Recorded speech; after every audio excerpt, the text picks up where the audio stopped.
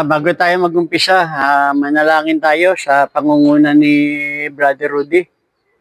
Sige po tayo manalangin para po sa mga martial sapagkat ito po ang nakasintro sa ating prayer sa inyo pong panunungkulan. Sa ngalan ng Ama, ng Anak, ng Espiritu Santo. Amen. Masarap na mabuhay ng Diyos ang aming kasama. Yung magising kami sa umaga, sapat na po ang biyaya sapagkat ang aming lakas ay nanggagaling sa inyo. Yung tumupad kami ng mga tungkulin ayon sa inyong pinagkatiwala sa aming mga puso. Panginoon, patawad po sa lahat ng aming mga pagkukulang at pagkakasala. Dalangin ko, Panginoong Diyos, anuman po ang pagmimitingan ng pamunuan. Pagpalain mo, O Diyos, ang namumuno sa martial at lalo na po ang kanyang kalusugan. Ganon din po, dakilang Diyos, ang lahat na tumutupad sa mga tungkulin na kanilang tinanggap sa kanilang buhay. Panginoon, dalangin ko, Diyos, pagpalain niyo po, Panginoon, ang kanilang mga puso. Higit sa lahat, Panginoong Diyos, ang kanilang kalusugan sapagkat higit nila kailangan sa buong maghapon na ito. Dalangin namin, Panginoong Diyos, inyong pagpalain ang kanilang mga mahal sa buhay na pangsamantala na iiwan sa kanilang mga tahanan.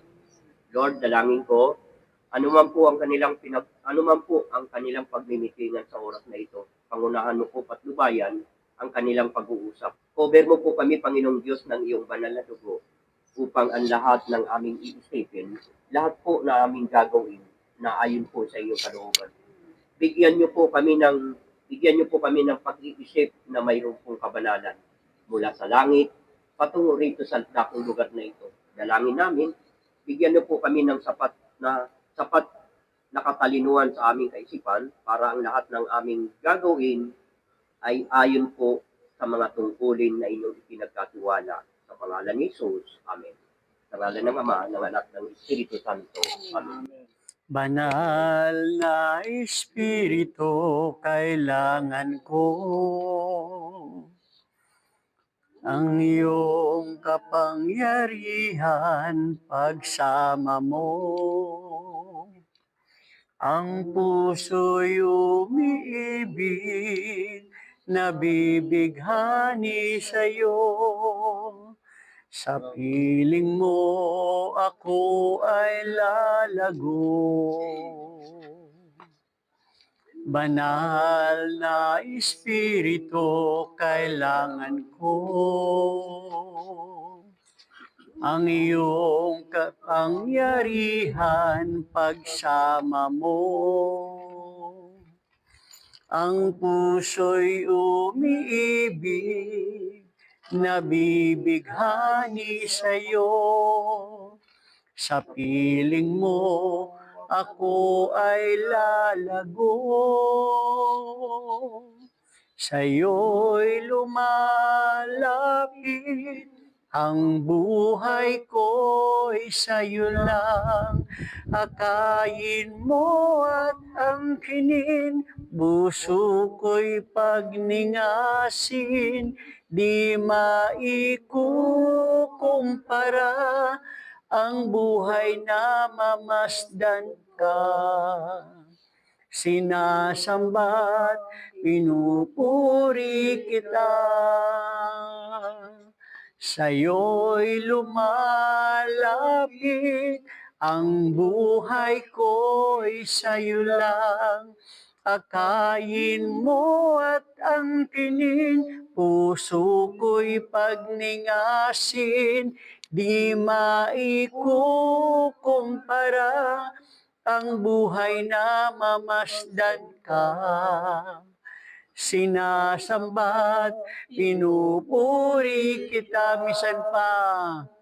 Sa'yo'y lumalapit, ang buhay ko'y sa'yo lang. Akayin mo at angkinin, puso ko'y pagningasin, di maikukumpara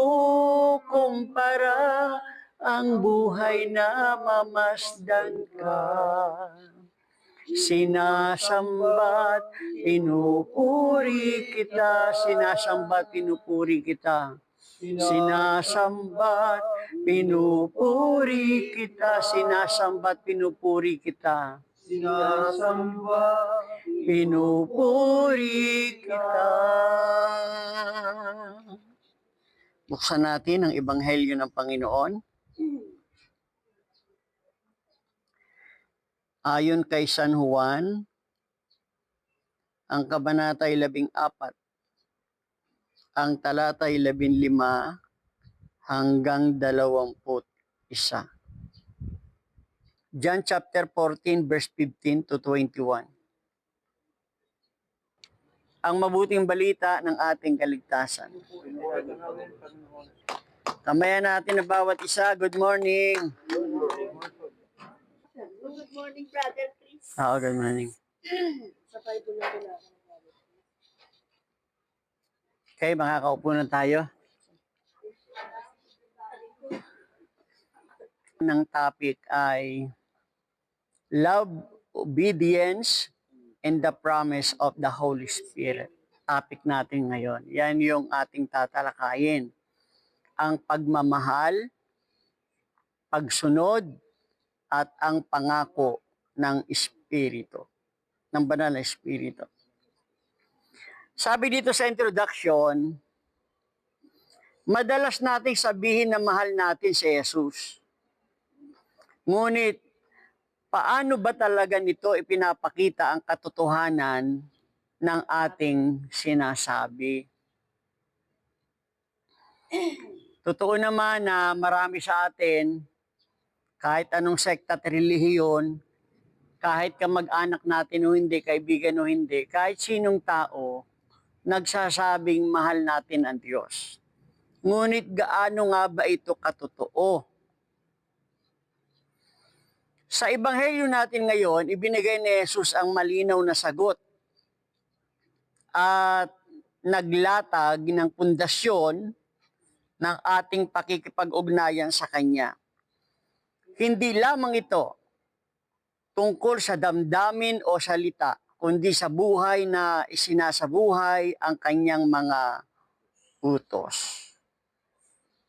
Higit pa rito, sa bahaging ito ay pinahayag niya ang dakilang biyaya na ibinigay sa mga sumusunod sa Kanya.